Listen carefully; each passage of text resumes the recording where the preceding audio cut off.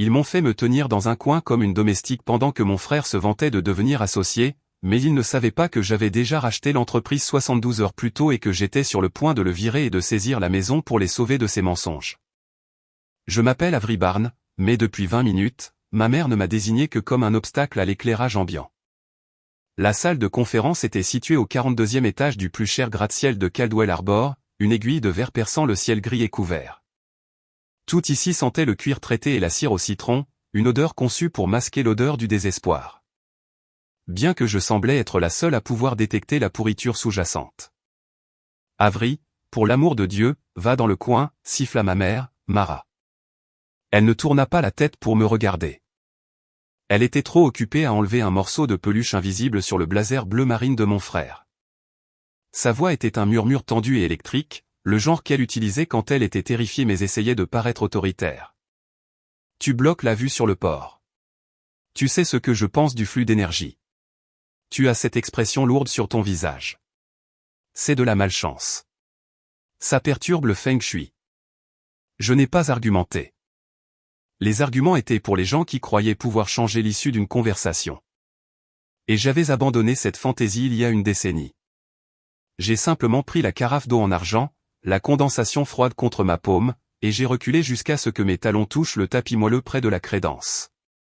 J'étais maintenant effectivement un meuble, un porte-manteau, un témoin silencieux. Elle a raison, Avery, dit mon père, Graham, sans lever les yeux des documents étalés devant lui. Ses mains reposaient sur la table en acajou, et j'ai remarqué le léger tremblement de ses doigts. C'était la seule fissure dans son armure. Pour le monde extérieur, Graham Barnes était un titan, un homme d'industrie. Pour moi, c'était un homme qui avait mis en jeu tout ce qu'il possédait sur un seul pari. Tu es ici parce que nous avions besoin de quelqu'un pour gérer la logistique.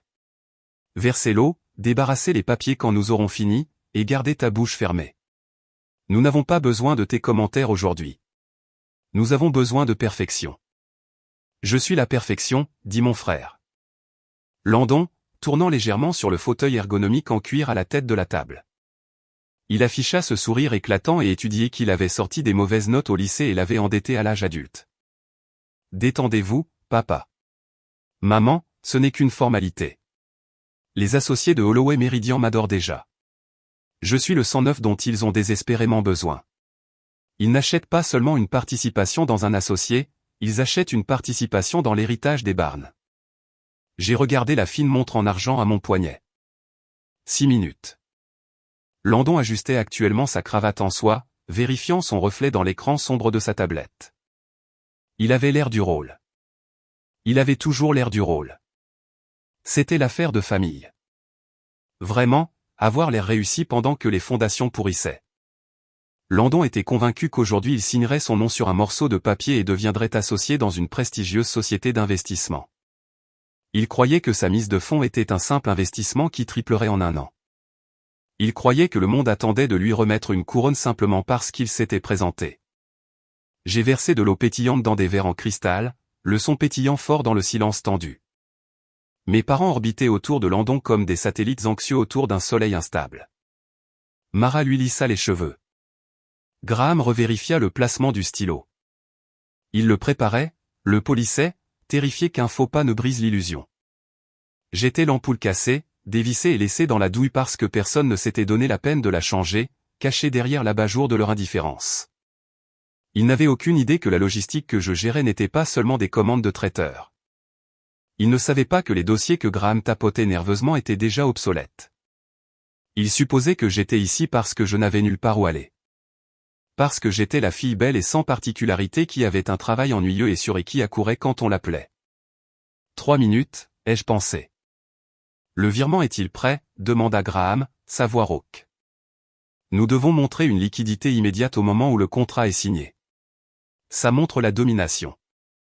C'est prêt, dit Landon, agitant une main avec dédain. Je t'ai dit que le compte est préparé. Une fois que je signe, je suis dedans. Je prendrai des décisions sur l'allocation de capital d'ici lundi matin. J'ai failli rire. C'était un effort physique de garder mon visage neutre. L'ironie était si vive qu'elle aurait pu me couper la langue. Il parlait de liquidité, de domination, de capital. Mais je connaissais la vérité. Je savais pour la deuxième hypothèque sur la maison de Brewoodland. Je savais pour les prêts contractés contre les polices d'assurance vie. Je savais que la liquidité qui inquiétait en Graham était le dernier morceau de viande sur l'os des finances de cette famille. Il jetait tout au feu, espérant que la fumée ressemblerait à un signal de force. J'ai reculé dans l'ombre du coin, serrant la carafe d'eau à deux mains. De ce point de vue, je pouvais voir toute la pièce. Je pouvais voir la sueur perler sur la lèvre supérieure de mon père. Je pouvais voir la lueur maniaque dans les yeux de ma mère. Et je pouvais voir Landon bomber le torse, complètement inconscient du bord de la falaise sur lequel il dansait. Quand les gens pensent que vous êtes invisible, ils vous disent tout. Ils laissent des documents sur le comptoir. Ils prennent des appels en haut-parleur pendant que vous les conduisez à l'aéroport. Ils discutent de leurs combines et de leurs peurs comme si vous n'étiez rien de plus que le papier peint. Pendant des années, j'avais tout absorbé. J'avais catalogué chaque mensonge, chaque raccourci, chaque rejet arrogant. Ils pensaient que mon silence était de la soumission. Ils pensaient que mon manque de protestation était un manque d'intelligence. 2 minutes, me suis-je chuchoté. Qui est l'auditeur final de toute façon, demanda Landon en jetant un coup d'œil à la porte. Un quelconque employé de bureau. J'espère qu'il ne prendra pas longtemps. J'ai une réservation pour dîner au Pearl à 19h pour fêter ça. Un responsable de la conformité, marmonna Graham. Ne t'inquiète pas pour lui. Montre-lui juste les chiffres, signe les papiers, et il tamponnera. Ces gens ne sont que de la bureaucratie. Ils travaillent pour un salaire. Tu achètes l'entreprise. Rappelle-toi la dynamique du pouvoir, n'est-ce pas, dit Landon en redressant ses poignets. Dynamique du pouvoir. Compris. La dynamique du pouvoir. C'était l'expression préférée de mon père. Il croyait que le pouvoir était quelque chose que l'on projetait, quelque chose que l'on portait comme un costume. Il ne comprenait pas que le vrai pouvoir n'était pas d'être la personne la plus bruyante dans la pièce. Le vrai pouvoir, c'était de savoir où les cadavres étaient enterrés parce que vous étiez celui qui tenait la pelle. J'ai regardé la lourde porte en chêne. 1 minute. Mon cœur battait à un rythme calme et régulier contre mes côtes. Il n'y avait pas d'adrénaline, seulement un sens du but froid et cristallin. J'avais passé ma vie à être la déception, le récit édifiant, celle qui jouait la sécurité. Aujourd'hui, cette sécurité prenait fin. Le grand livre serait équilibré. Avery, claqua de nouveau ma mère, sa voix coupant mes pensées. Arrête de fixer la porte. Tu ressembles à un cerf effrayé. Rends-toi utile et vérifie s'il y a des serviettes propres dans le buffet. Nous voulons que tout soit impeccable quand il entrera. J'ai bougé lentement, délibérément. Je n'ai pas vérifié les serviettes. Je suis passé devant le buffet. Je suis passé devant la crédence. J'ai marché jusqu'à ce que je sois directement derrière le fauteuil vide à l'autre bout de la table, le fauteuil réservé aux représentants du groupe d'investissement. Avery, aboya Graham, son visage rougissant. Qu'est-ce que tu fais? Éloigne-toi de là. C'est pour le représentant de l'associé. Retourne dans ton coin. En fait, ai-je dit, ma voix claire et stable, remplissant la pièce d'une manière qu'elle n'avait jamais eue auparavant. J'ai posé la carafe d'eau sur la table avec un bruit sourd et solide. Je pense que la vue d'ici est très bien. Mon père se leva, sa chaise raclant violemment le sol. As-tu perdu la tête? Assieds-toi ou sors. J'ai regardé ma montre une dernière fois. 0. La lourde porte en chêne s'ouvrit, mais personne n'entra. La pièce devint silencieuse, attendant l'étranger, le sauveur, l'homme qui validerait l'existence de Landon, mais l'encadrement de la porte resta vide. J'ai levé les yeux vers ma famille confuse, vers mon frère, qui était figé à mi-chemin d'un salut répété, et j'ai souri. Ce n'était pas un gentil sourire. Tu peux t'asseoir, papa, ai-je dit en posant mes mains sur le dossier du fauteuil en cuir. La réunion a déjà commencé. Ce qu'ils ne savaient pas, ce qu'ils ne pouvaient absolument pas comprendre dans leur arrogance, c'est que la personne qu'ils attendaient, la personne qui détenait les clés de leur avenir et le pouvoir de détruire leur passé, était la personne qu'ils venaient d'humilier. Pour comprendre pourquoi je me tenais dans ce coin avec une carafe d'eau pendant que mon frère se préparait à signer l'affaire de notre vie, il faut comprendre comment Graham Barnes voyait le monde. Pour mon père, une famille n'était pas une unité d'amour ou de hasard biologique. C'était un portefeuille. Dès notre naissance, la répartition des actifs a été décidée.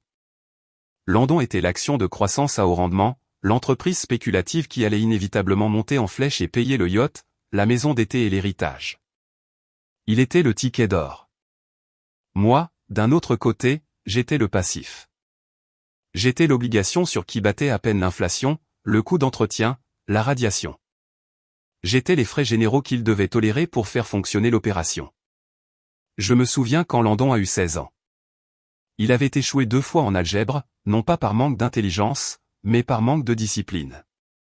La solution de mes parents n'a pas été de le punir ou de le forcer à étudier. C'était d'engager un tuteur privé qui coûtait 80 $ de l'heure, un homme qui faisait essentiellement les devoirs pour lui. Quand Landon a obtenu un B, ils ont organisé une fête.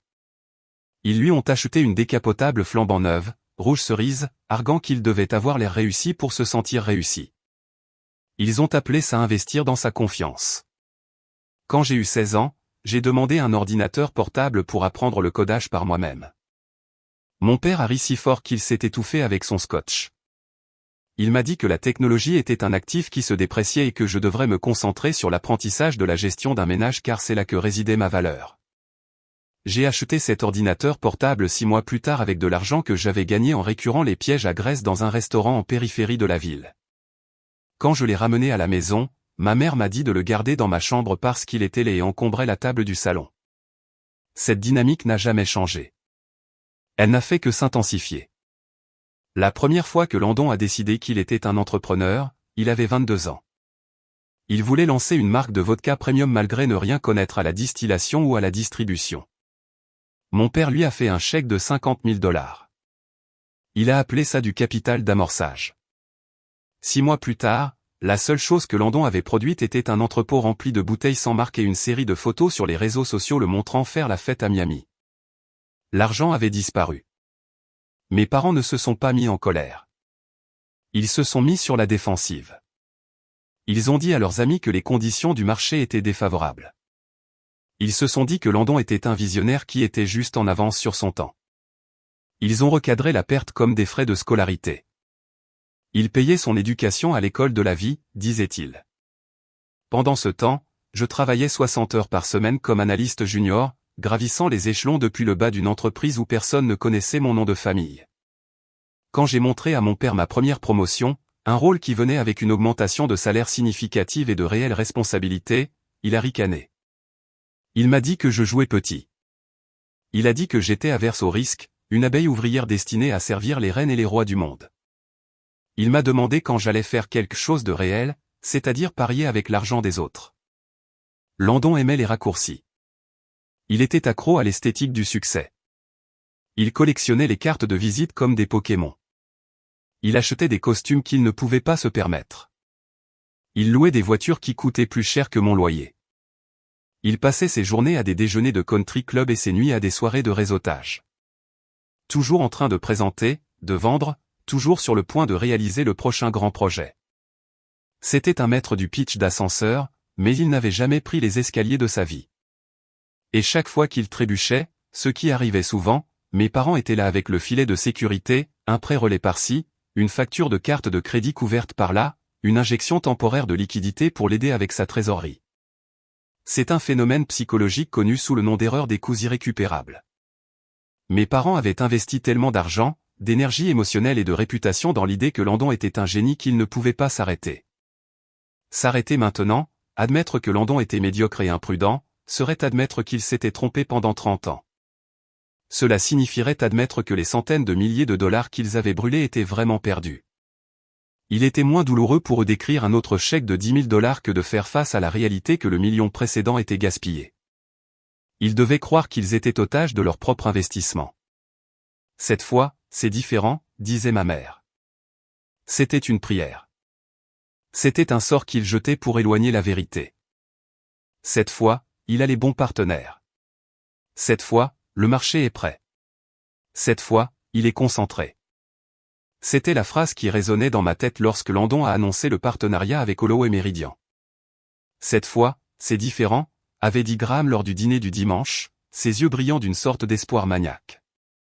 Cette mise de fonds est élevée. Oui, 150 000 $, mais les rendements, Avery, les rendements sont exponentiels.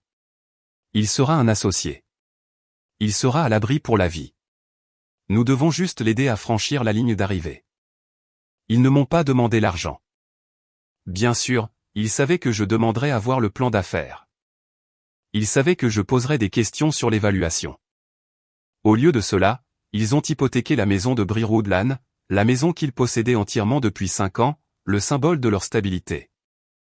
Ils ont mis en jeu leur sanctuaire pour acheter une place à table pour un fil qui ne savait même pas comment tenir la fourchette. Je les ai regardés faire. J'ai regardé Graham signer les papiers à la banque, sa main tremblant légèrement, son visage gris. J'ai regardé Mara vendre les bijoux de sa grand-mère pour couvrir les frais de clôture, se disant qu'elle ne les portait plus de toute façon. Pendant des années, une version plus jeune de moi aurait pleuré. Elle les aurait suppliés de voir la raison. Elle aurait crié, « Regardez-moi.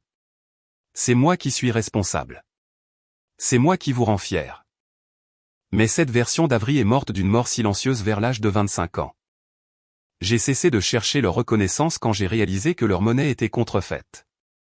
J'ai cessé d'essayer de les sauver d'eux-mêmes parce que j'ai réalisé qu'ils ne voulaient pas être sauvés. Ils voulaient être validés. J'ai regardé Landon de l'autre côté de la table de conférence, vérifiant son reflet dans sa tablette, se pavanant comme un paon. Il n'avait aucune idée de ce qu'il en avait coûté pour le mettre dans ce fauteuil. Il pensait le mériter. Il pensait que le monde lui devait cela. Et mes parents, ils le regardaient avec cet amour désespéré et terrifiant qui dévore les gens.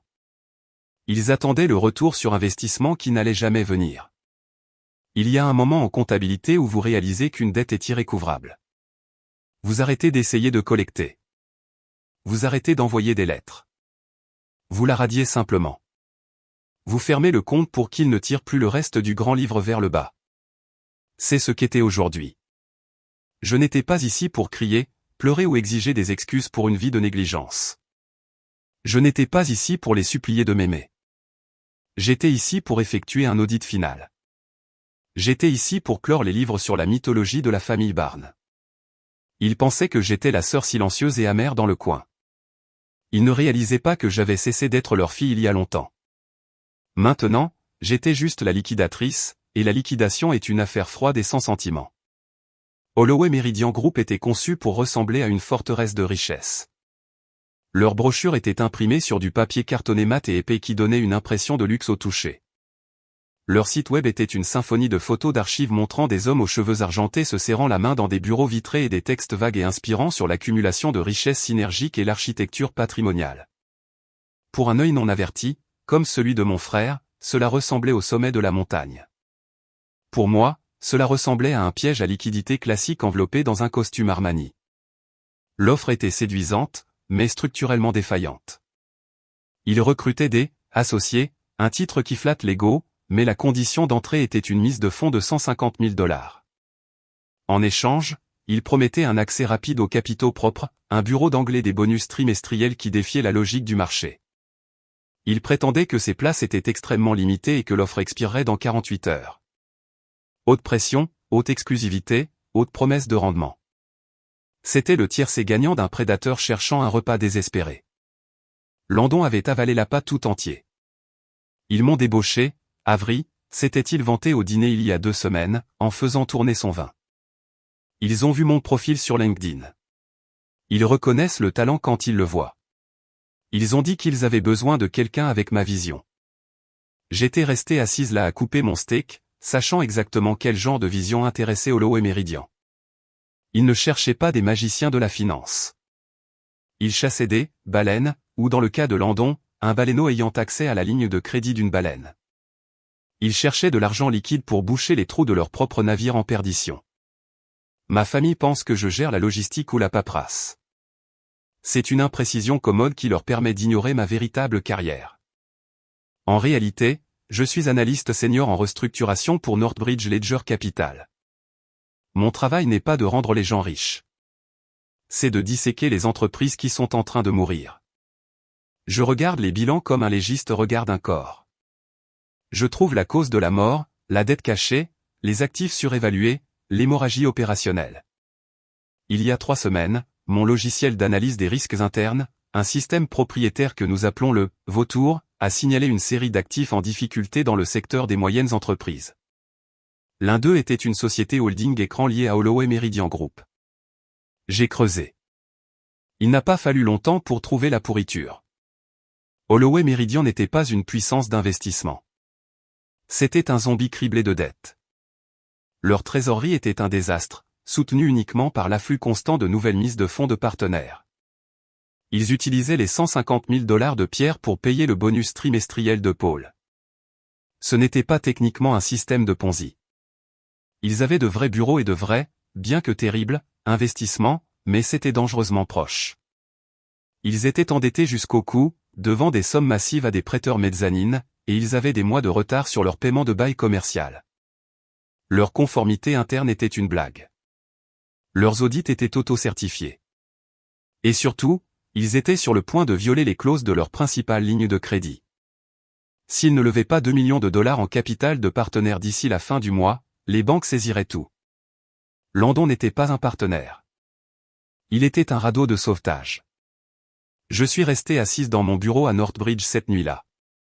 La lumière bleue des moniteurs se reflétant dans mes lunettes, fixant l'autopsie financière de l'avenir de mon frère. J'ai vu le piège parfaitement. J'ai vu l'hameçon, la ligne et le plomb.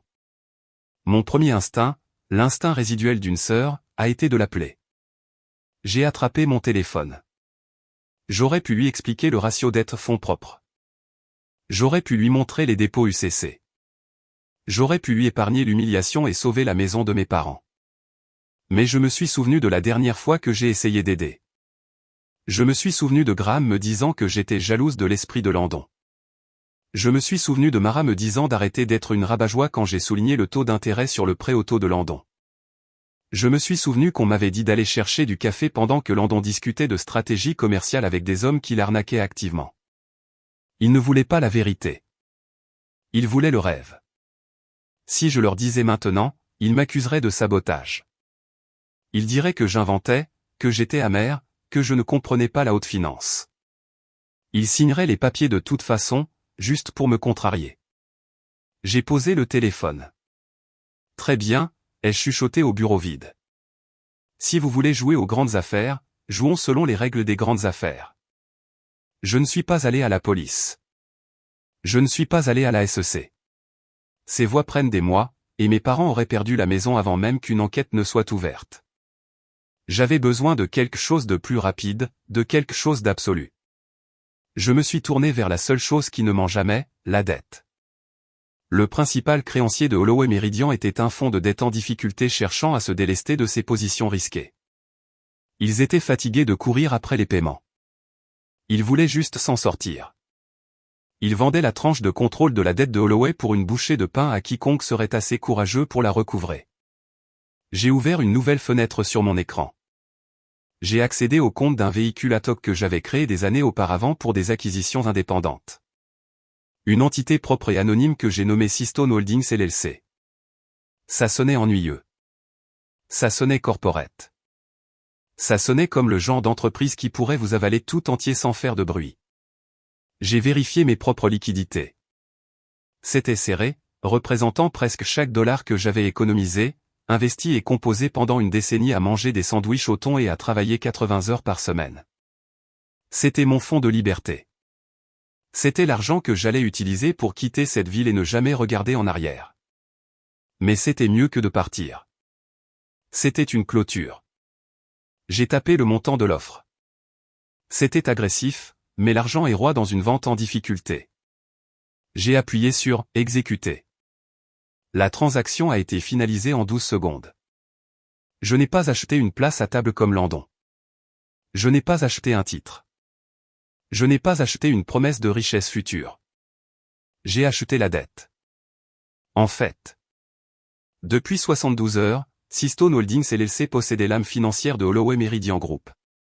J'étais maintenant leur principal créancier. Je détenais le privilège sur leurs actifs. Je détenais le droit d'exiger le remboursement des prêts s'ils échouaient à un test de solvabilité. Et surtout, je détenais le droit d'approuver ou de rejeter les changements de personnel clés pendant une période de restructuration. Landon pensait qu'il entrait dans cette salle de conférence pour rejoindre le club. Il ne réalisait pas que le club avait été vendu et que le nouveau propriétaire était la fille debout dans le coin avec la carafe d'eau. J'avais la légitimité juridique. J'avais l'avantage. Maintenant, il me fallait juste le théâtre. Il me fallait qu'il s'engage dans le mensonge une dernière fois devant des témoins, devant l'auditeur. Il me fallait que Landon signe son nom sur la ligne pointillée, prouvant son intention, prouvant son imprudence, avant que je ne lui retire le tapis sous les pieds. Je n'allais pas les sauver avec des mots. J'allais les sauver avec une prise de contrôle hostile. 72 heures. C'était l'âge exact de la nouvelle réalité dans laquelle nous vivions. Bien que les 3 autres personnes dans la pièce fonctionnaient encore sur une chronologie qui avait expiré il y a 3 jours. Lorsque j'ai utilisé Seastone Holdings LLC pour acheter la tranche de contrôle de la dette de Holloway Meridian, je n'ai pas seulement acquis un instrument financier. J'ai acquis le droit de leur souffler dans le cou. En vertu des clauses strictes de l'accord d'achat en difficulté, en particulier la clause 4B, concernant la surveillance opérationnelle en cas de risque d'insolvabilité, le nouveau créancier, moi, avait l'autorité unilatérale de restructurer la conformité interne. Cela signifiait que je pouvais geler les actifs. Cela signifiait que je pouvais suspendre toutes les activités de recrutement, y compris l'intégration de nouveaux partenaires. Cela signifiait que je pouvais exiger un audit médico-légal immédiat sur site de tout capital entrant. Et peut-être le plus satisfaisant, cela me donnait le pouvoir exécutif de résilier tout contrat de travail qui posait un risque fiduciaire pour l'entreprise. Je n'avais pas acheté l'entreprise pour la diriger. Je ne l'avais pas achetée pour mettre mon nom sur la porte. J'avais acheté le coût financier de la bête, et ma main se resserrait actuellement autour de sa trachée. Mais je ne pouvais pas être celle qui maniait la hache directement. Pas encore. Si je me levais et me déclarais propriétaire, Graham et Mara crieraient à la trahison.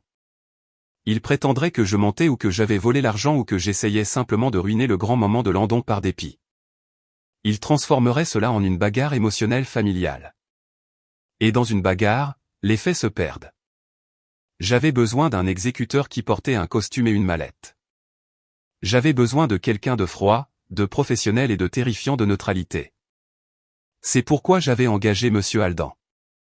Monsieur Aldan n'était pas un acteur. C'était un expert comptable judiciaire et responsable de la conformité de haut niveau légitime avec qui j'avais travaillé sur un précédent cas de restructuration à New York. Je l'avais retenu par l'intermédiaire de Seastone Holdings en tant que directeur par intérim de la sécurité interne et de la conformité. Son mandat était simple, se rendre au bureau de Caldwell Arbor, interrompre la signature du partenaire et vérifier la légitimité des fonds de la mise de fonds avant que le contrat ne puisse être contresigné. Mes instructions à son égard étaient spécifiques. Ne soyez pas poli. N'acceptez pas de photocopies. Ne vous souciez pas de leurs sentiments. Suivez l'argent. J'ai regardé l'aiguille des secondes de ma montre passer le 12. L'ascenseur au bout du couloir devait s'ouvrir à l'instant. Monsieur Aldan en sortirait, ajustant ses lunettes sans monture, portant une tablette directement liée à la base de données que je contrôlais. Avery. La voix de Mara me ramena à la pièce physique. Elle fit un geste brusque vers la table avec une main manucurée. Le verre de Landon est vide. Ne reste pas là à rêvasser. Remplis-le et essaie d'avoir l'air moins comme une pleureuse à un enterrement. C'est une célébration. Bien sûr, ai-je dit doucement. Je me suis déplacé du coin, la lourde carafe en cristal fraîche dans mes mains. Ce service, cette soumission, était mon camouflage. Cela me permettait de marcher jusqu'au bord du précipice sans que personne ne me demande pourquoi j'étais là. En me penchant pour verser l'eau pétillante dans le verre de Landon, j'ai jeté un coup d'œil aux papiers étalés devant lui. C'était un désordre. J'ai vu un relevé bancaire imprimé d'un compte offshore dont je savais pertinemment qu'il n'avait pas le numéro d'acheminement indiqué sur la feuille. J'ai vu un formulaire de déclaration d'actifs où il avait listé la maison de Brewoodland comme un actif non grevé, oubliant commodément le privilège que la banque y avait apposé 48 heures plus tôt. Il ne se contentait pas de déformer la vérité. Il commettait une fraude, et il le faisait avec la négligence arrogante de quelqu'un qui ne s'est jamais fait prendre. Landon ne m'a même pas regardé pendant que je versais. Il était trop occupé à envoyer un texto à quelqu'un sous la table. Probablement une petite amie à qui il avait promis un voyage à Paris une fois que son bonus serait tombé. L'odeur de son eau de Cologne, bois de santal et confiance imméritée, était suffocante. « Merci, ma chérie », dit-il avec dédain, sans quitter son téléphone des yeux. « De rien, ai-je répondu. Je ne lui tendais pas un piège. C'est l'idée fausse que les gens ont souvent de la vengeance. Vous n'avez pas besoin de creuser une fosse pour un homme qui marche les yeux fermés.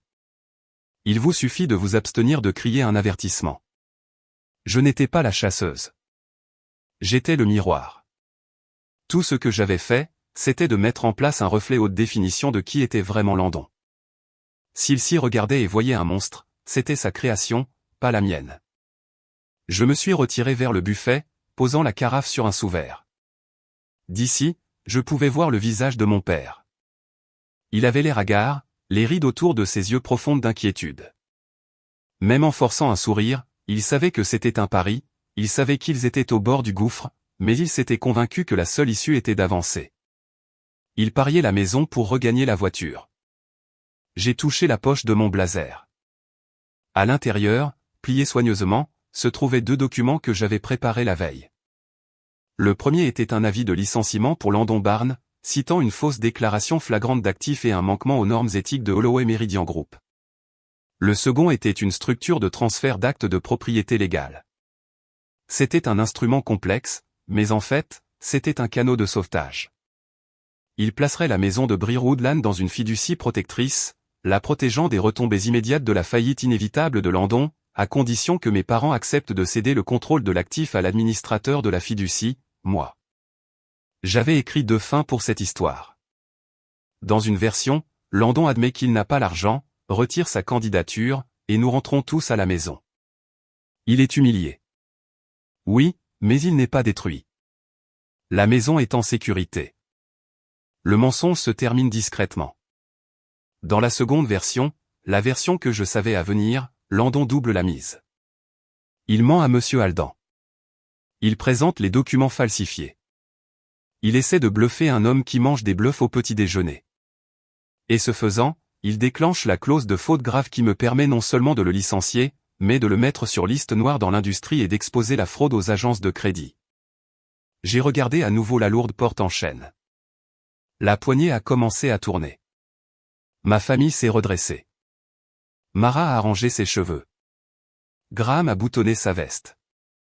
Landon a rangé son téléphone et a mis son visage professionnel. Un sourire en coin qu'il pensait être du leadership. Il pensait que la porte s'ouvrait pour laisser entrer leur avenir.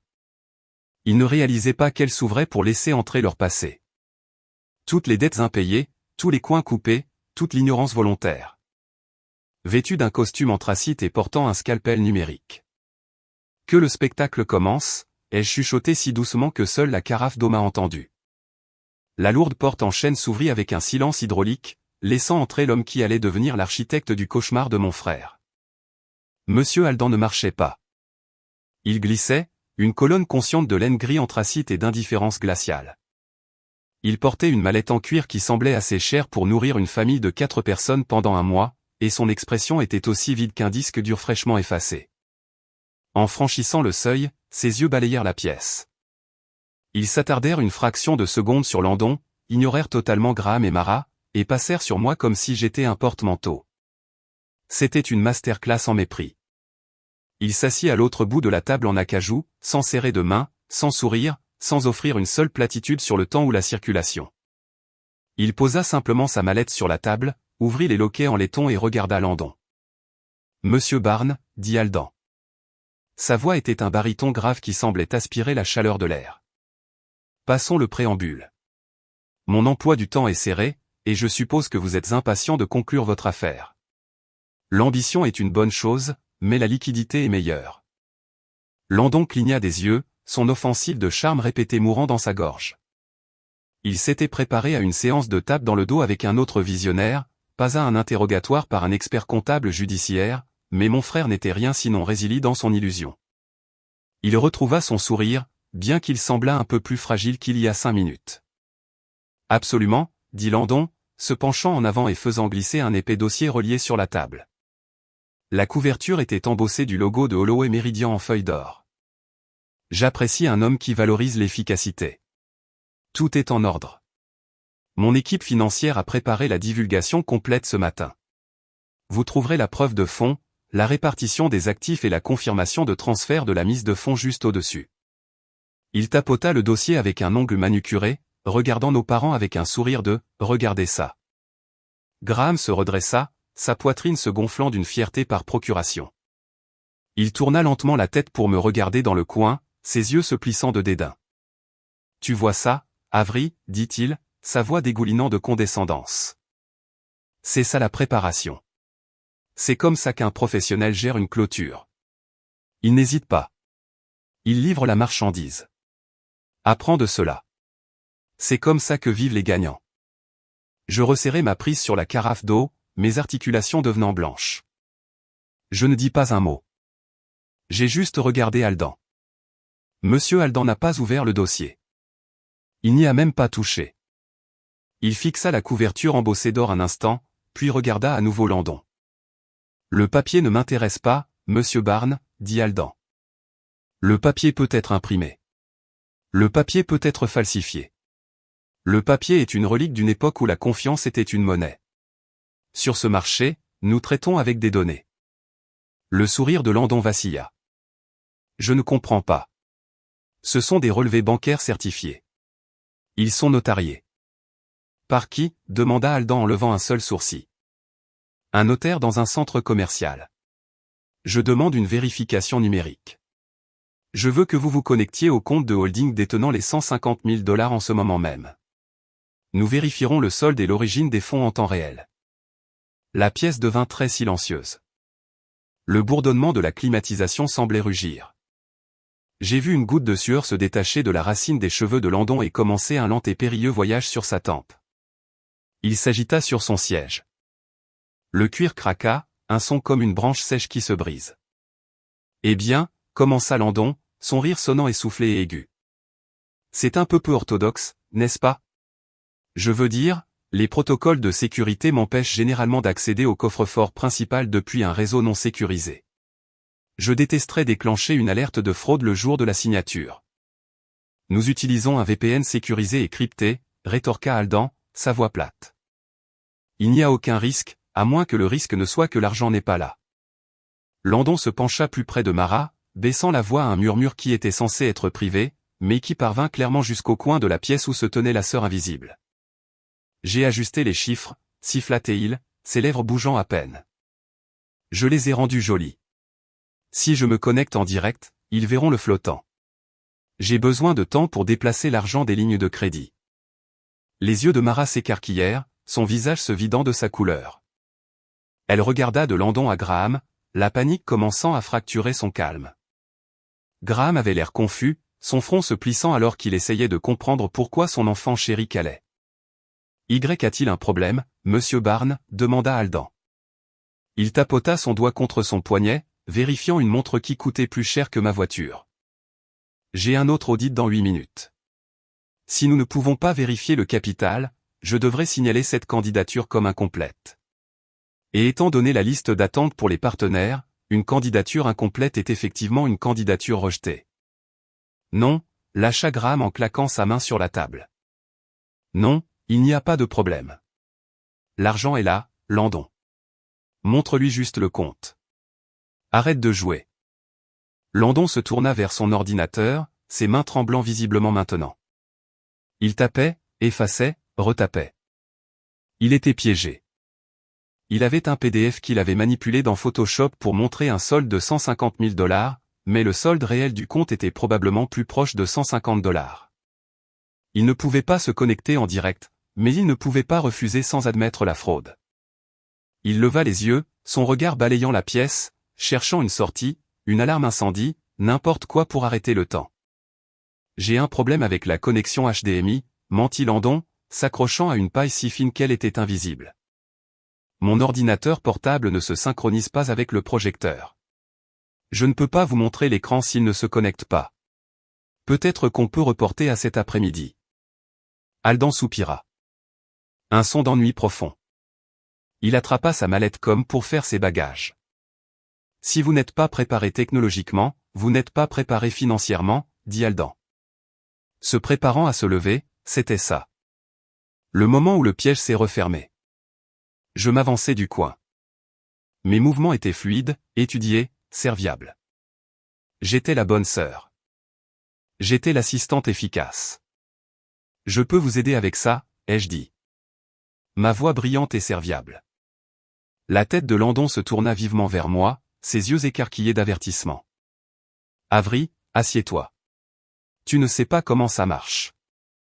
Oh, c'est simple, ai-je dit en le dépassant pour atteindre le panneau de contrôle sur le mur. Tu n'as pas besoin de câble, Landon. La pièce est équipée d'un serveur de diffusion directe. Puisque tu as déjà le fichier ouvert sur ton bureau, je peux juste établir la connexion pour toi. Ça ne prendra que 5 secondes. Avant qu'il ne puisse m'arrêter, avant qu'il ne puisse inventer un autre mensonge, j'ai tapé le code de dérogation dans le panneau mural. Non, Avery, attends. Landon commença, se levant à moitié de sa chaise. Mais il était trop tard. Le grand moniteur 4K sur le mur derrière lui s'anima.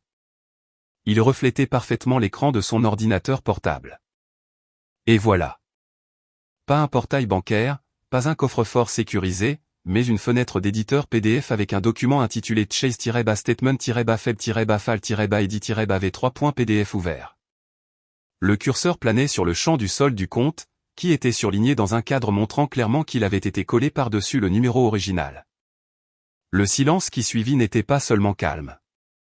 Il était lourd. C'était le son d'une lame de guillotine suspendue dans les airs, attendant que la gravité fasse son travail. Intéressant, dit Aldan, se penchant en arrière sur sa chaise et joignant ses doigts. Il semble que la liquidité soit encore en phase de rédaction. Landon se figea, sa main planant sur son ordinateur portable. Pris en flagrant délit de fabrication de son propre succès, il regarda l'écran, puis Aldan, et enfin notre père. Graham ne souriait plus. Il fixait l'écran, la falsification maladroite et évidente qui était censée sauver notre famille. Et pour la première fois de sa vie, il avait l'air vieux. Je me tenais près du panneau mural, mes mains jointes respectueusement devant moi. La connexion est-elle assez claire, monsieur Aldan, ai-je demandé poliment. Cristal, répondit-il. Clair comme du cristal. L'air dans la pièce était fragile, comme des feuilles sèches, prêt à s'effriter. Landon fixait l'écran où son PDF maladroitement édité était affiché. Son visage était un portrait de panique pure et non adultéré. Pour une personne normale, se faire prendre avec un relevé bancaire falsifié sur un moniteur de 60 pouces serait la fin. Ce serait le moment de s'excuser, de faire ses bagages et de partir dans la honte. Mais Landon n'était pas une personne normale. C'était un Barn, et il possédait une incapacité quasi pathologique à accepter la défaite. Il claqua son ordinateur portable, coupant la projection. L'écran devint noir, mais l'image rémanente de sa fraude semblait flotter dans l'air entre nous. C'était un modèle de projection, cria Landon, sa voix se brisant. Il regarda sauvagement de Aldan à notre père. C'était juste un outil de visualisation que j'utilisais pour montrer la croissance potentielle du capital. Ce n'était pas le document source, évidemment. C'était un mensonge terrible. C'était mince et transparent. Mais Graham et Marassi sont accrochés comme des marins naufragés s'accrochant à un morceau de bois flotté. Bien sûr, dit Graham, laissant échapper un souffle qu'il devait retenir depuis une minute.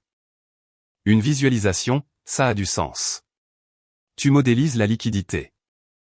Exactement, dit Landon, s'essuyant les paumes sur son pantalon. Le vrai relevé est déjà crypté et prêt à partir. J'ai juste besoin de l'envoyer. Monsieur Aldan n'avait pas l'air convaincu.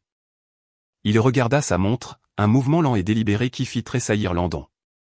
Vous avez 8 minutes, monsieur Barn, dit Aldan. Sa voix était dépourvue de patience. Si je n'ai pas de documents vérifiés dans ma boîte de réception d'ici là. Je sors par cette porte. Il y a 3 autres candidats qui attendent dans le hall en bas, et aucun d'eux n'a besoin de visualiser son propre argent. Les doigts de Landon volèrent sur son clavier. Il ne vérifiait plus l'exactitude. Il fonctionnait à l'adrénaline pure.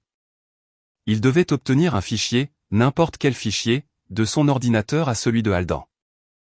Avant que le temps ne soit écoulé, il ouvrit son client de messagerie, joignit le même fichier qu'il venait d'être surpris en train d'éditer, le renomma final-certified-funds.pdf, et appuya sur envoyer. Il a choisi la voie facile. Il l'a toujours fait. Il pensait que s'il déplaçait simplement les données de son écran à celui de quelqu'un d'autre, elles deviendraient en quelque sorte vraies pendant le transit. Dans le coin de la pièce, à l'intérieur de la poche de mon blazer, mon téléphone vibra. C'était une seule impulsion haptique vive. Ping. Je n'avais pas besoin de le regarder pour savoir ce que c'était. En tant que propriétaire de la dette et contrôleur de la structure de conformité, j'avais mis en place une règle de miroir sur le serveur. Tous les documents envoyés à l'adresse d'audit interne m'étaient automatiquement copiés en aveugle. Landon pensait qu'il envoyait un radeau de sauvetage à un sauveur. En réalité, il venait de livrer une confession signée directement dans ma poche. Il avait transmis une fraude par virement électronique à travers les frontières de l'État, et j'avais maintenant l'horodatage numérique pour le prouver. Envoyé, annonça Landon, se penchant en arrière sur sa chaise avec un soupir qui secoua tout son corps. Vous devriez l'avoir maintenant. Tout y est. Chaque centime. Aldan tapota une fois l'écran de sa tablette. Reçu. Le visage de Landon se transforma. La terreur s'évapora, remplacée instantanément par la satisfaction suffisante et huileuse que je détestais tant. Il regarda nos parents et fit un clin d'œil. Vous voyez, dit-il, je vous l'avais dit. Juste un problème technique avec le projecteur. Tout va bien. Marla frappa dans ses mains.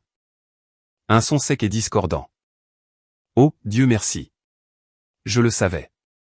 Je savais que tu maîtrisais la situation, Landon. Tu m'as fait peur une seconde, mais tu es toujours si plein de ressources. La ressource est mon deuxième prénom, maman, dit Landon en desserrant sa cravate. Je suis resté là à les regarder célébrer un crime. Ils l'étreignaient avec leurs yeux, rayonnant vers lui. Ils étaient si désespérés qu'ils soient le héros qu'ils avaient collectivement halluciné une victoire à partir d'un désastre. Aldan ne sourit pas. Il n'offrit pas de poignée de main. Il fixa la tablette, faisant défiler le document que Landon avait envoyé. Je savais exactement ce qu'il voyait. Je n'avais pas besoin d'être un analyste médico-légal pour savoir que les métadonnées de ce fichier étaient un désordre. La date de création serait d'il y a 5 minutes. L'étiquette de l'auteur serait le MacBook de Landon plutôt qu'un serveur sécurisé d'une banque. La police des chiffres ne correspondait probablement même pas à la police de l'entête de la banque.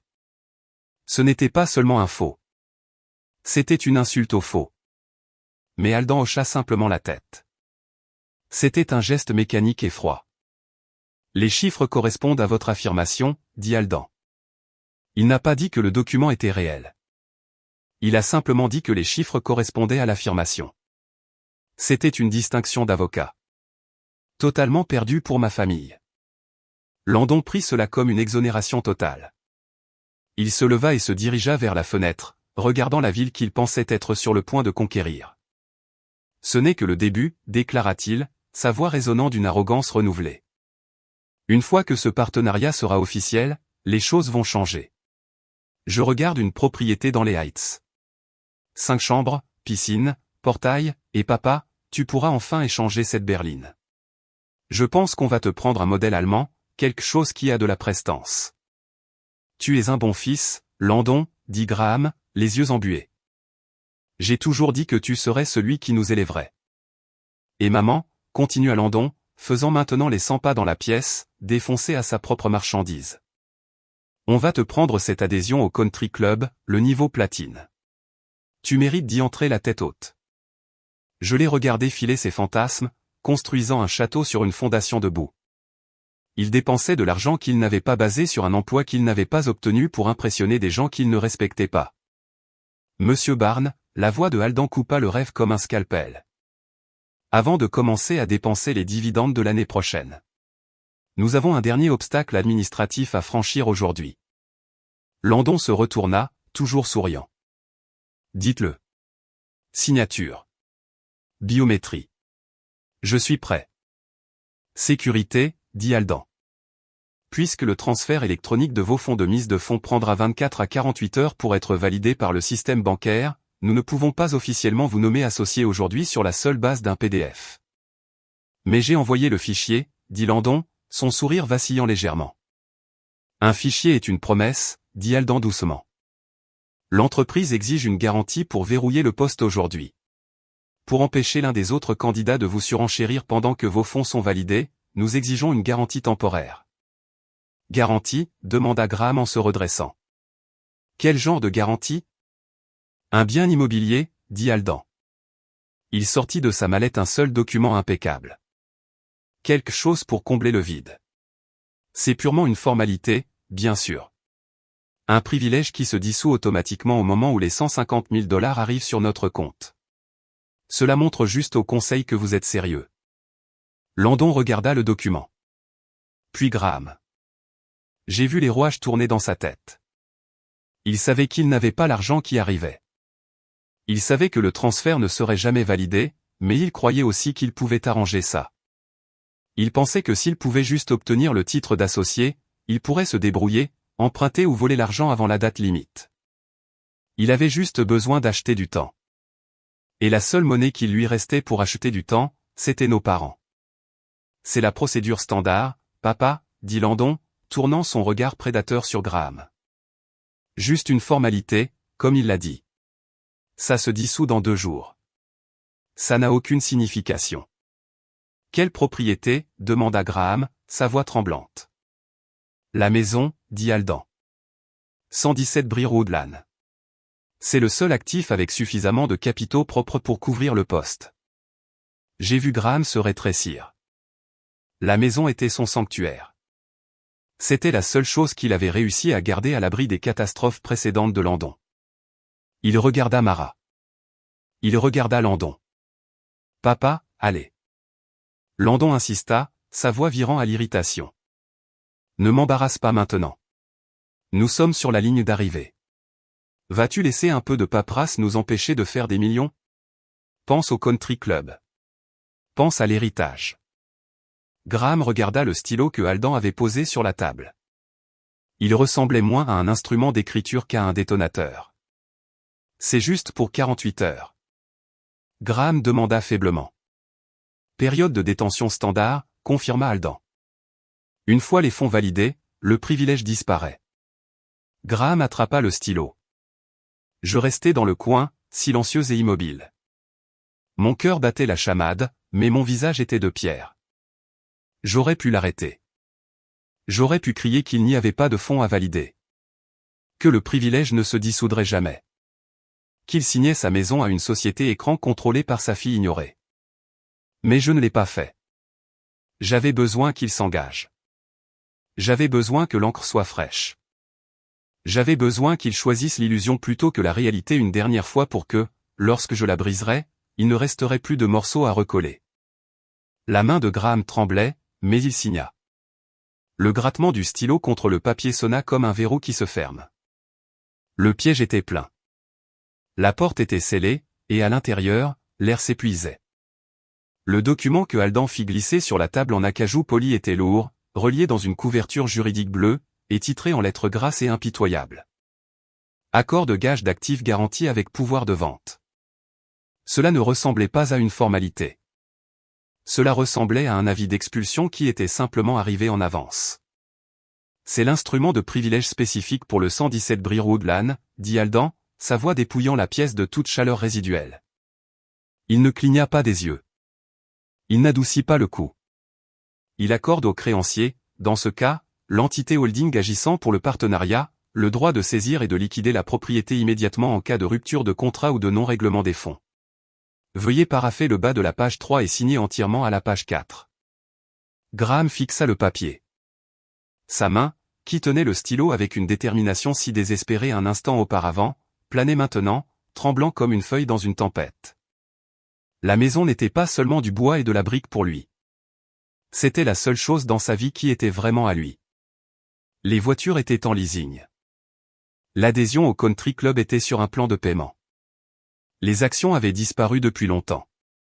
Mais la maison, la vaste demeure coloniale sur la colline, était la seule chose qui disait que Graham Barnes était un homme de substance. C'était le seul actif qui lui restait qui était propre. Liquidation immédiate, demanda Graham, sa voix semblant mince et prête.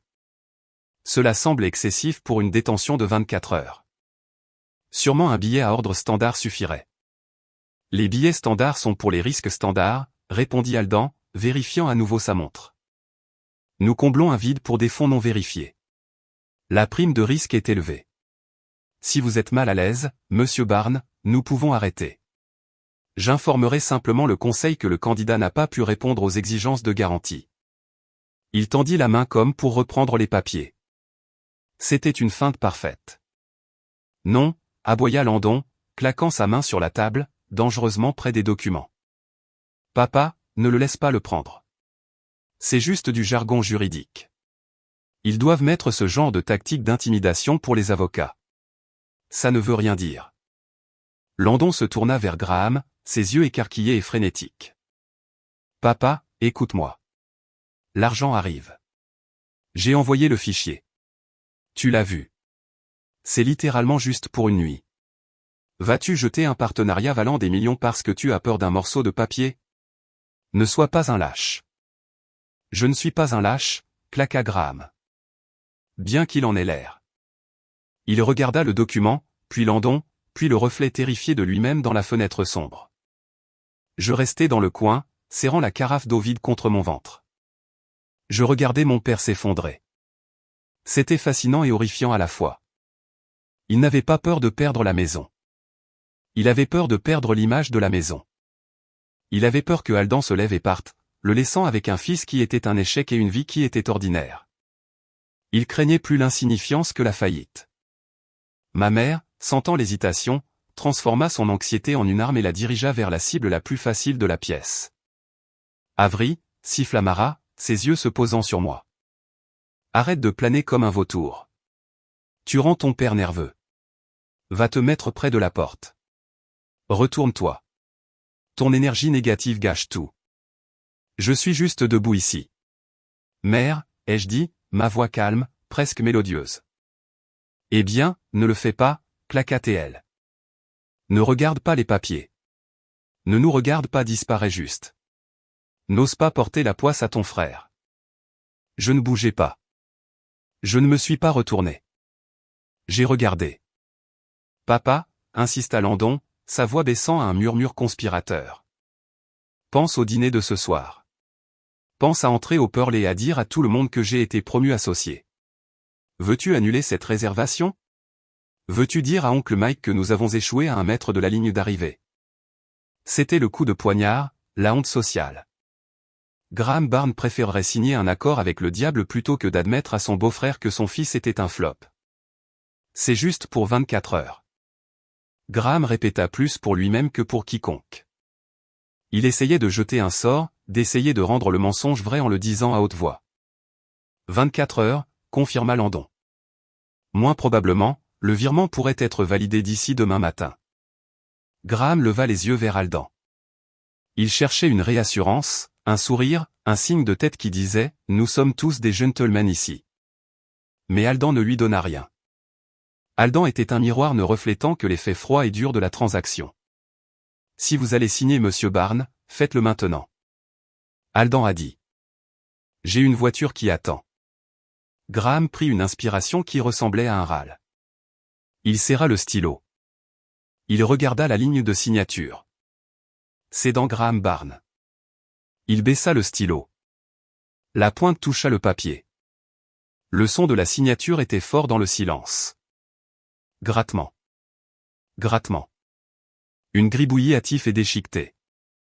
Il a signé son nom non pas avec l'assurance d'un titan, mais avec la hâte d'un voleur. Et ici, dit Aldan en tournant la page. Et ici.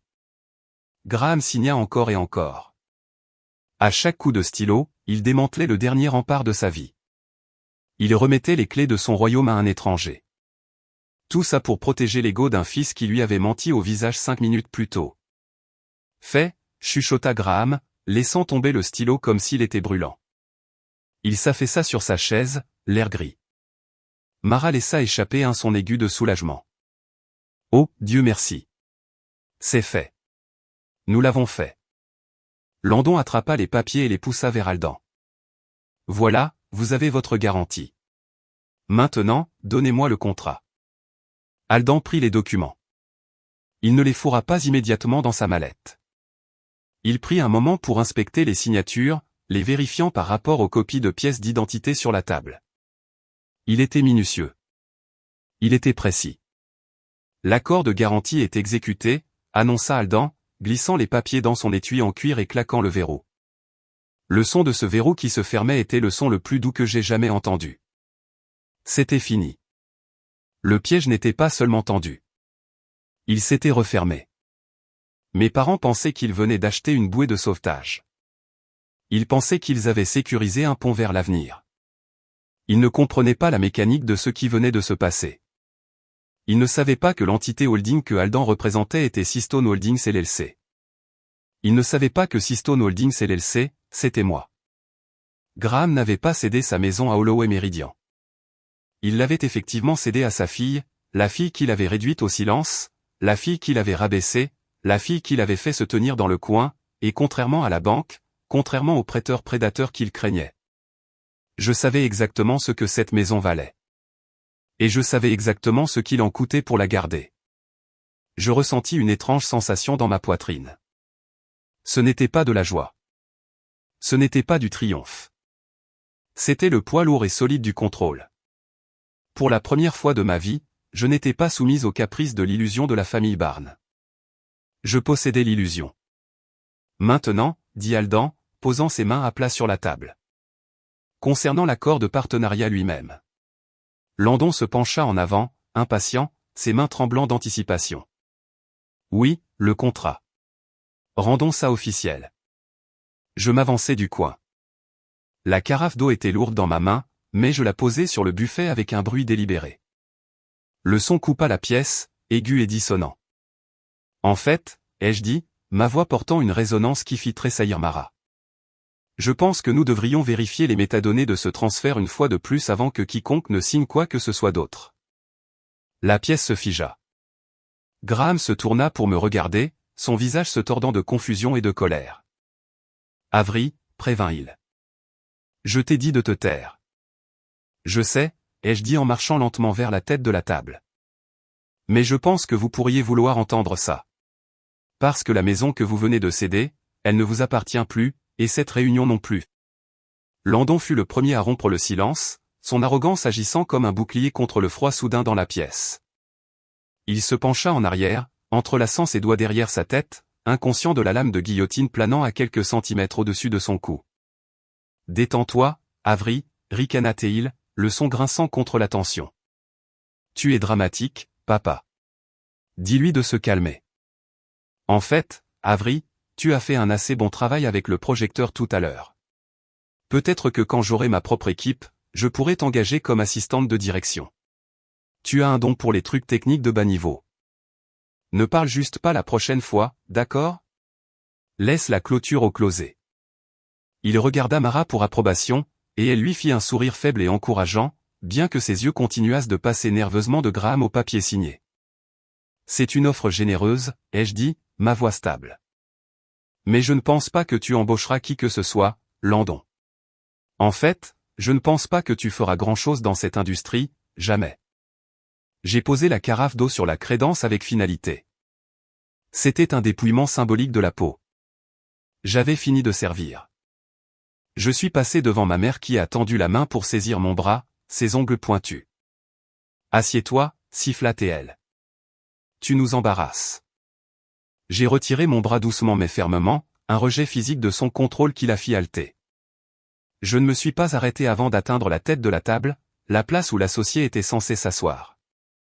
Je me tenais directement à côté du câble HDMI que Landon avait prétendu être cassé.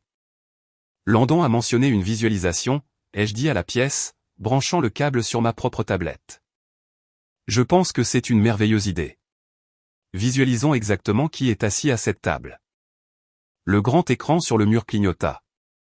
L'image du relevé bancaire falsifié de Landon disparut, remplacé par un organigramme austère et complexe. C'était une toile d'araignée d'entités corporatives, de lignes de crédit et d'obligations de dette. En bas se trouvait Holloway Meridian Group. Au-dessus, relié par une épaisse ligne rouge représentant l'intérêt de la dette de contrôle, se trouvait une boîte intitulée Seastone Holdings LLC. « Qu'est-ce que c'est » demanda Graham, plissant les yeux vers l'écran. « Qui est Seastone Holdings » ?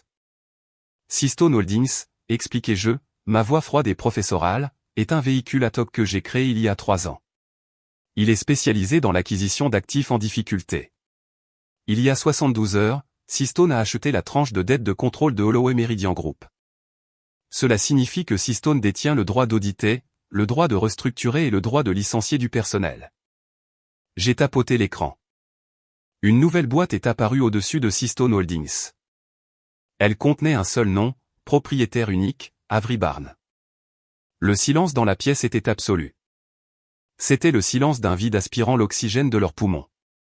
La bouche de Graham s'ouvrit, mais aucun son n'en sortit.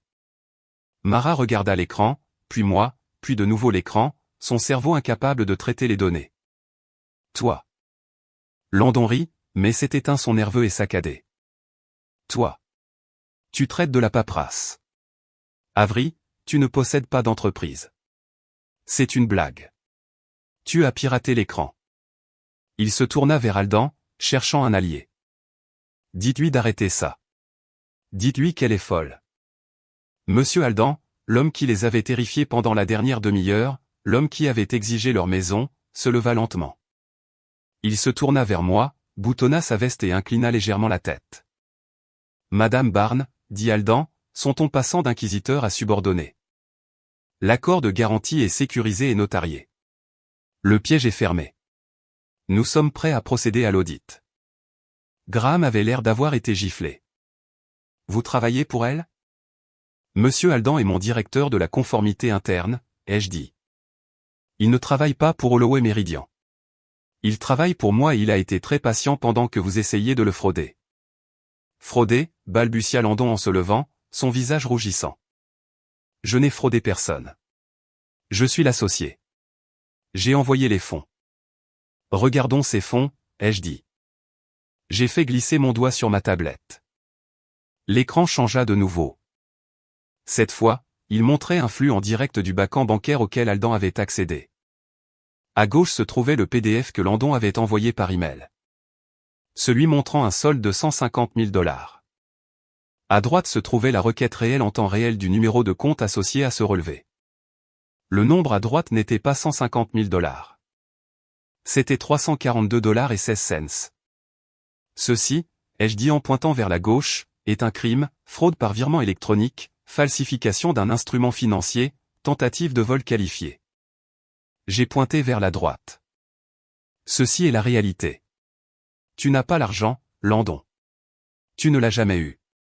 Tu as dépensé le reste de tes liquidités pour le costume que tu portes et le leasing d'une voiture que tu ne peux pas te permettre. C'est un bug. Landon hurla en frappant du poing sur la table. La banque n'a pas mis à jour. Tu manipules le flux. Est-ce que je le fais, ai-je demandé. J'ai zoomé sur le PDF qu'il avait envoyé. Regarde les pixels autour des chiffres. Landon, tu vois l'artefact? Vois-tu comment la police du 150 000 est légèrement plus nette que la date? Tu as utilisé un masque de calque dans un éditeur PDF. Et tu as été négligent. Tu as laissé les métadonnées d'édition dans l'entête du fichier. Édité avec Adobe Acrobat Pro. Utilisateur, LB Barnes. Heure, 14h28. C'était il y a 10 minutes. J'ai regardé mes parents. Ils fixaient l'écran, fixant la preuve indéniable que leur enfant chéri n'était pas seulement un échec, mais un menteur. Un menteur criminel. Graham regarda Landon. Tu as dit. Tu as dit que l'argent était là. Tu as juré sur la vie de ta mère. Landon haletait, regardant autour de la pièce comme un animal piégé. J'allais l'obtenir. J'avais juste besoin que le contrat soit signé. Une fois que j'étais associé, je pouvais obtenir un prêt. Je faisais ça pour nous. Non, ai-je dit en le coupant. Tu le faisais pour ton ego et maintenant tu les as entraînés dedans. Je me suis tourné vers Graham. Voici le problème, papa. Tu viens de signer un engagement d'actifs garanti. Tu as mis la maison en garantie pour cette transaction. Mais la transaction est nulle, balbutia Graham, la sueur coulant sur son visage. S'il n'a pas l'argent, l'affaire est annulée. Le privilège se dissout, dit Aldan. Alors Aldan a dit que le privilège se dissout quand les fonds sont validés. Je l'ai corrigé. Les fonds ne seront jamais validés, ce qui signifie que le contrat est en défaut, mais c'est pire que ça. Je me penchai en avant, posant mes mains sur la table, dominant le père qui m'avait fait me sentir petite toute ma vie. Parce que cette transaction était basée sur un document frauduleux, la garantie est maintenant considérée comme un instrument dans la commission d'un crime. En signant ce papier, tu n'as pas seulement mis la maison en gage. Tu l'as attachée à une enquête criminelle. Si j'appelais la police tout de suite et leur remettais ce dossier, la maison serait gelée comme preuve. Elle serait saisie pendant le processus de confiscation des actifs. Le visage de Graham devint blanc. Il regarda le document dans la mallette de Aldan. La mallette que je contrôlais effectivement. Tu ne ferais pas ça, chuchota Mara, sa voix tremblante. Nous sommes ta famille. Je suis la fille invisible. Souvenez-vous, ai-je dit froidement, récitant le rôle qu'il m'avait attribué. Je suis juste la fille de la logistique. Et en ce moment, la logistique dit que vous venez de mettre votre maison en jeu pour soutenir un acte criminel contre une entreprise que je possède. Alors, voici où nous en sommes. J'ai continué, ma voix dure comme du diamant. Je ne suis pas venu ici pour te voir réussir. Landon, je suis venu ici pour voir si tu étais capable de dire la vérité pour sauver ta famille. Et tu as échoué. Tu as regardé papa dans les yeux et l'as laissé signer sa vie juste pour que tu puisses faire semblant d'être un gros bonnet pendant 24 heures de plus. Landon s'effondra sur sa chaise. Le combat s'écoulait de lui. Il avait l'air petit. Il ressemblait à un enfant qui avait cassé un vase et réalisé qu'il ne pouvait pas cacher les morceaux. Mais je ne suis pas comme vous, ai-je dit à la pièce. Je ne fonctionne pas sur l'espoir. Je fonctionne sur l'effet de levier. Et en ce moment, je l'ai en totalité. J'ai regardé Aldan. Montrez-leur les options. J'ai sorti de mon sac en cuir 2 épaisses enveloppes distinctes. L'une était un dossier juridique rouge vif et agressif. L'autre était un simple dossier manie discret. Je les ai placés côte à côte sur la table en acajou poli, juste entre la carafe d'eau que j'avais portée pendant des années et le relevé bancaire frauduleux que mon frère venait d'envoyer par email. La pièce était silencieuse, à l'exception du bourdonnement du serveur que j'avais piraté. Landon était affalé sur sa chaise, son visage un masque de choc blême. Graham et Marlowe me regardaient comme si je venais de parler une langue étrangère. D'une certaine manière, c'était le cas. Je parlais le langage des conséquences, un dialecte qu'ils n'avaient jamais pris la peine d'enseigner à leur fils. Nous sommes maintenant à la croisée des chemins, ai-je dit en posant le bout de mes doigts sur les enveloppes. C'est là que la théorie des jeux se termine et que la réalité commence. Vous avez 2 choix. Ils ne sont pas négociables et ils sont mutuellement exclusifs. J'ai tapoté le dossier rouge. Option 1, ai-je commencé, ma voix dépourvue d'émotion. Nous suivons la lettre de la loi. Je remets le dossier de preuve complet, le PDF falsifié, les métadonnées prouvant l'heure de modification, les journaux de discussion de Landon conspirant pour frauder une institution financière.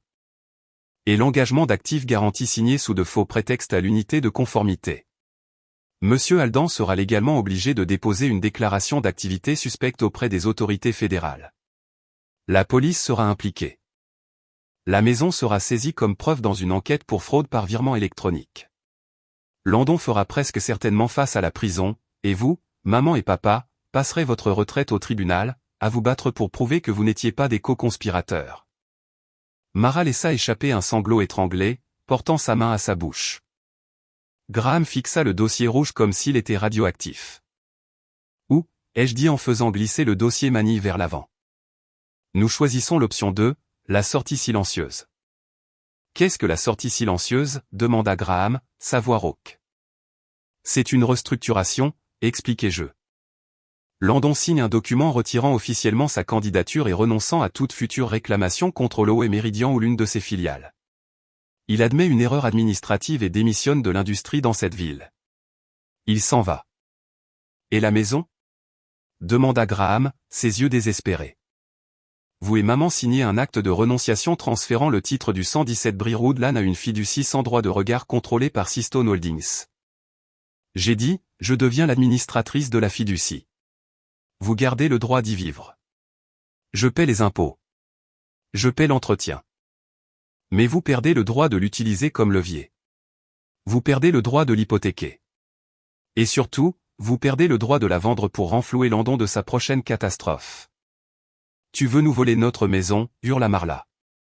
Le choc avait cédé la place à une rage soudaine et vive. Elle se leva, ses bracelets cliquetant furieusement. Tu n'as pas le droit. C'est notre maison. Nous t'avons élevé là-bas. Comment oses-tu te tenir là et nous dicter des conditions? Tu n'es que la fille qui répond au téléphone. Tu n'as pas le droit. Je l'ai regardé. Je l'ai vraiment regardé. Pendant 30 ans, sa voix m'avait fait tressaillir. Elle m'avait fait me sentir petite. Mais aujourd'hui, debout à la tête de la table, je ne ressentais rien d'autre qu'une clarté froide et dure. Mon droit, ai-je dit, ma voix coupant son hystérie comme un rasoir dans la soie. C'est celui que vous m'avez donné. Vous me l'avez donné chaque fois que vous m'avez ignoré pour louer Landon. Vous me l'avez donné quand vous m'avez dit que ma carrière était ennuyeuse. Vous me l'avez donné quand vous avez décidé que j'étais invisible. Quand vous traitez quelqu'un comme un fantôme, ne soyez pas surpris quand il apprend à traverser les murs. Mara ouvrit la bouche pour argumenter, mais les mots moururent dans sa gorge.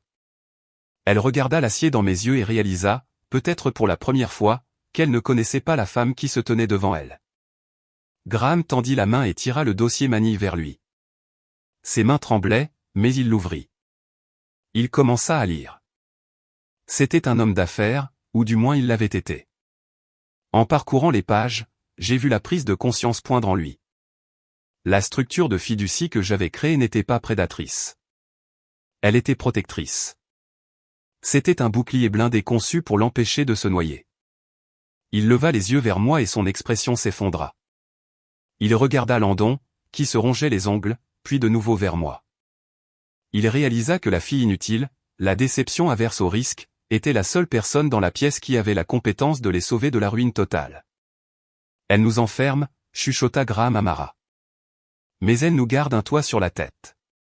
Si nous ne signons pas ça, la banque prend tout ou les fédéraux le font. Papa, ne signe pas ça, cria Landon. Retrouvant soudainement sa voix, il sursauta, pointant un doigt tremblant vers moi. Elle m'a piégé. Tout ça est un coup monté. Elle savait que j'éditerais le fichier. Elle m'a incité à le faire. Tu ne peux pas la laisser gagner. Il se tourna vers Aldan. Vous l'avez vu. Elle a projeté l'écran. Elle m'a forcé à le faire. Monsieur Aldan ne leva pas les yeux de ses notes. Monsieur Barnes, dit-il, son ton ennuyé. Madame Barnes n'a pas forcé vos doigts sur le clavier. Elle n'a pas ouvert Adobe Acrobat pour vous. Et elle n'a certainement pas appuyé sur le bouton d'envoi de votre client de messagerie. Le piégeage nécessite la coercition. Tout ce que Madame Barnes a fourni, c'est l'opportunité pour vous de révéler votre caractère. Vous avez fait le reste. Landon regarda autour de la pièce, réalisant qu'il n'avait plus d'alliés. Les murs se refermaient. J'ai une dernière condition, ai-je dit, croisant le regard de mon frère. Si nous choisissons l'option 2, tu es complètement coupé. Tu seras retiré de tous les comptes joints avec maman et papa. Tu rendras tes cartes de crédit qui sont liées à leur ligne de crédit, et tu ne les approcheras jamais, en aucune circonstance, pour un prêt relais ou une opportunité d'investissement. Si tu le fais, la fiducie a une clause qui me permet de vous expulser immédiatement des lieux. Tu ruines ma vie. Landon cracha, ses yeux humides de larmes de colère. J'allais être un associé. J'allais être quelqu'un. Tu es jalouse. C'est ça. Tu es jalouse que j'ai la vision et que tu ne sois qu'une comptable. J'ai ri. C'était un son court et sec. Cela m'amène au dernier détail, ai-je dit, la seule chose que tu ne comprends toujours pas. J'ai tapoté l'écran à nouveau. L'organigramme a dézoomé. Il montrait la future structure de Holloway Meridian Group sous ma propriété. Tu continues de parler de ce poste d'associé comme si c'était un trône qui t'attendait, ai-je dit, mais tu opères sur de vieilles informations. Une partie de ma stratégie d'acquisition impliquait une restructuration du niveau exécutif. J'ai fait glisser un doigt sur la tablette. Sur le grand écran, la boîte intitulée « Associé junior, nouvelle embauche » est devenue rouge puis s'est dissoute en pixels, disparaissant complètement du graphique. J'ai supprimé le poste il y a 10 minutes, ai-je dit, il n'existe pas. Même si tu avais l'argent, même si tu n'avais pas menti, même si tu étais le génie que tu penses être, il n'y a pas de poste. Landon, je l'ai supprimé pour réduire les frais généraux. Landon fixa l'espace vide sur l'écran où son avenir était censé se trouver. Sa bouche était ouverte. La réalisation le frappa plus durement que les menaces légales.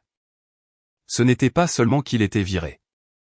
C'était qu'il était insignifiant.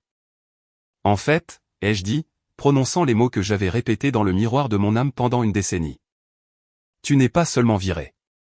Tu n'as même jamais été embauché. Tu étais une ligne budgétaire que j'ai décidé de couper.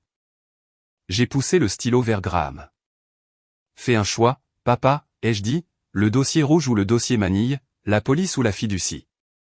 Tu as 60 secondes avant que Monsieur Aldan ne parte. Et s'il sort par cette porte avec le dossier rouge, je ne peux pas l'arrêter. Graham regarda son fils, l'investissement brisé. Il regarda sa femme, la complice terrifiée, puis il me regarda, l'auditrice. Il prit le stylo. Il ne regarda pas Landon cette fois. Il regarda la maison sur le papier, l'adresse qui le définissait, et il réalisa que la seule façon de la garder était de rendre sa fierté à la fille qu'il avait sous-estimée. « Je suis désolé, Landon, » chuchota Graham. Il signa l'acte. L'encre sur l'acte de renonciation était à peine sèche que l'atmosphère dans la pièce passa de la panique à une finalité creuse et retentissante. Graham laissa tomber le stylo. Il roula sur la table en acajou, sonnant comme un marteau frappant un bloc sonore. Il regarda sa main comme si elle appartenait à un étranger. Incapable de comprendre qu'il venait de céder sa domination à la fille qu'il avait passé 30 ans à ignorer. Je n'ai pas jubilé. Je n'ai pas souri.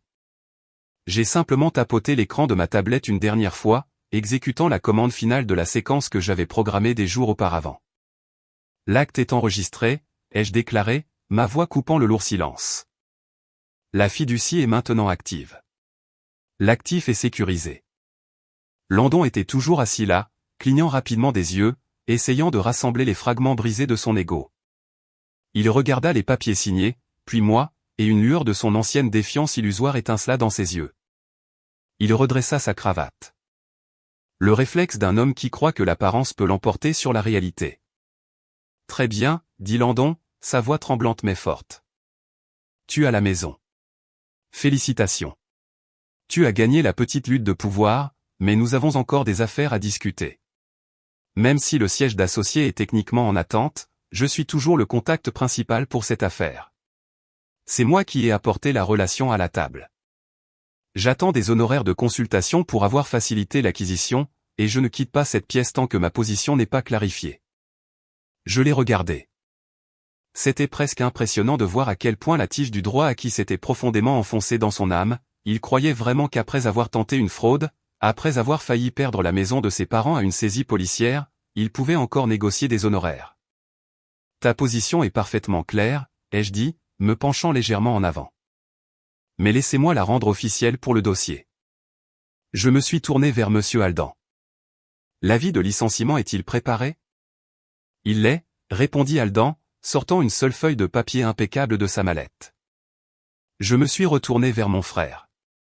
Holloway Meridian, sous ma direction, exerce par la présente son droit d'annuler tous les accords en attente avec vous sur la base de la soumission de documents financiers falsifiés. Votre candidature est rejetée avec préjudice. Votre accès au bâtiment est révoqué avec effet immédiat. Et quant à vos honoraires de consultation, j'ai marqué une pause, laissant le silence s'étirer jusqu'à ce qu'il soit douloureux. Il n'y a pas d'honoraires. Il n'y a pas d'emploi. Il n'y a pas de partenariat. En fait, tu es viré. Les mots flottaient dans l'air, tranchants et absolus. Ce n'était pas seulement un rejet. C'était une gomme. Monsieur Aldan, ai-je dit, veuillez récupérer ces accréditations. Aldan se déplaça avec l'efficacité rapide et dépassionnée d'une machine. Il s'approcha de Landon et tendit la main. Votre badge visiteur, Monsieur Barnes, et le dossier de prospectus. C'est une propriété exclusive de l'entreprise. Landon serra le dossier contre sa poitrine comme un bouclier. Vous ne pouvez pas prendre ça. Mes notes sont ici. Donnez-le, dit Aldan. Sa voix ne s'éleva pas, mais la menace était indubitable. Ou la sécurité vous escortera dehors. Landon regarda notre père, implorant son intervention. Papa, fais quelque chose. Elle m'humilie. Mais Graham Barnes ne bougea pas. Il était affalé sur sa chaise, fixant l'espace vide sur la table où se trouvaient autrefois ses rêves. La prise de conscience l'envahissait par vagues. Il ne pleurait pas seulement la perte du titre de la maison. Il pleurait la perte du mythe. Il avait passé toute sa vie à investir dans Landon, croyant que l'éclat en surface signifiait qu'il y avait de l'or en dessous. Maintenant, il voyait la rouille. Il voyait la falsification. Il voyait l'incompétence. Il a menti, chuchota Graham, sa voix se brisant. Il a menti sur l'argent. Il a menti sur le travail. Il a menti sur tout. Graham, s'il te plaît. Mara commença, tendant la main vers son bras. Graham se dégagea violemment. Il a failli me faire arrêter. Mara, l'as-tu entendu? Fraude par virement électronique. Nous serions morts en prison parce qu'il voulait jouer à se déguiser. Mara tressaillit, son visage s'effondrant. Elle regarda autour de la pièce, désespérée pour un nouvel ancrage, une nouvelle source de stabilité. Ses yeux se posèrent sur moi. La fille qu'elle avait poussée dans le coin. La fille qu'elle avait appelée malchance. Soudain, son visage se transforma. Le ricanement avait disparu, remplacé par un masque grotesque et mielleux d'affection maternelle. Elle se précipita autour de la table vers moi, ses mains tendues pour saisir les miennes. Avery, ma chérie, plaida-t-elle, sa voix épaisse de fausses larmes. Tu es si intelligente. J'ai toujours dit à ton père que tu étais la plus intelligente. Tu nous as sauvés. Tu as fait ça pour nous protéger, n'est-ce pas? Nous sommes une famille. Nous pouvons arranger ça. Tu n'as pas besoin de garder l'acte, n'est-ce pas? Rends-le juste à papa et nous pourrons tous aller dîner pour fêter ta nouvelle entreprise. J'ai regardé ses mains serrant mon blazer. Je ne ressentis rien. Pas de colère, pas de pitié, juste un profond sentiment de distance. C'était comme regarder une étrangère mendier de la monnaie dans une station de métro. Lâche-moi, ai-je dit calmement. Mara se figea. Elle retira ses mains comme si elle s'était brûlée.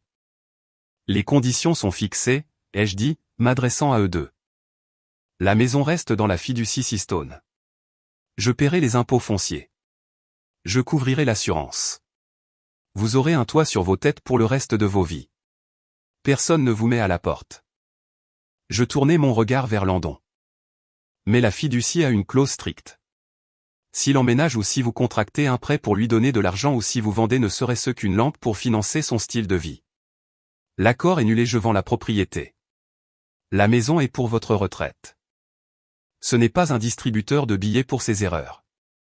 Tu ne peux pas faire ça. Landon hurla.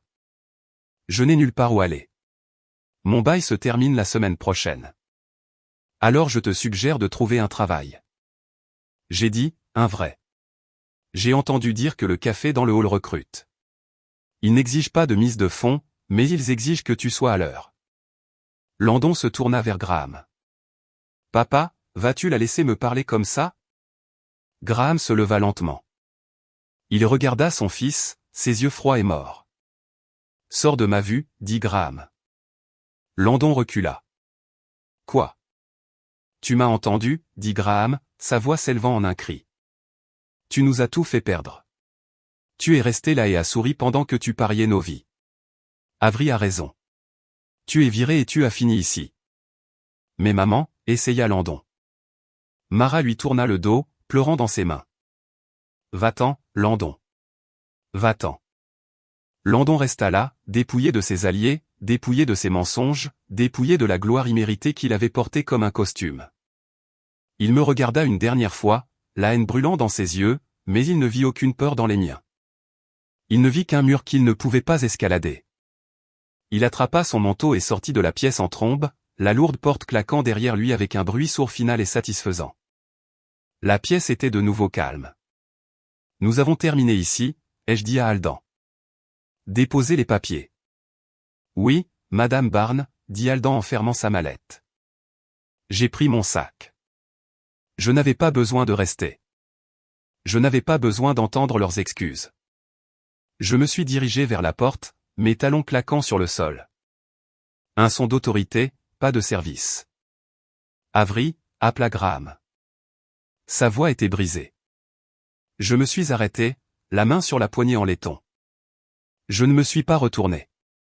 Pourquoi, demanda-t-il. Tu aurais pu nous le dire. Pourquoi as-tu pris la maison? J'ai fait une pause. J'ai pensé aux années de négligence. J'ai pensé au coin de la pièce. J'ai pensé au coût irrécupérable de leur amour. J'ai tourné légèrement la tête, le regardant par-dessus mon épaule. Je n'ai pas volé votre maison, papa, ai-je dit doucement. J'ai empêché qu'elle ne tombe entre les mains de la personne qui l'aurait volée. J'ai ouvert la porte et je suis sorti. Le couloir était lumineux, bordé de fenêtres qui laissaient entrer le soleil de l'après-midi. C'était d'une radiance aveuglante par rapport à l'atmosphère sombre et oppressante de la salle de conférence. J'ai pris une profonde inspiration. L'air avait un goût différent ici. Il avait le goût de la propriété. Je n'ai pas regardé la porte fermée pour la première fois de ma vie. Je n'avais pas besoin qu'il me voie. Je pouvais me voir moi-même et cela suffisait.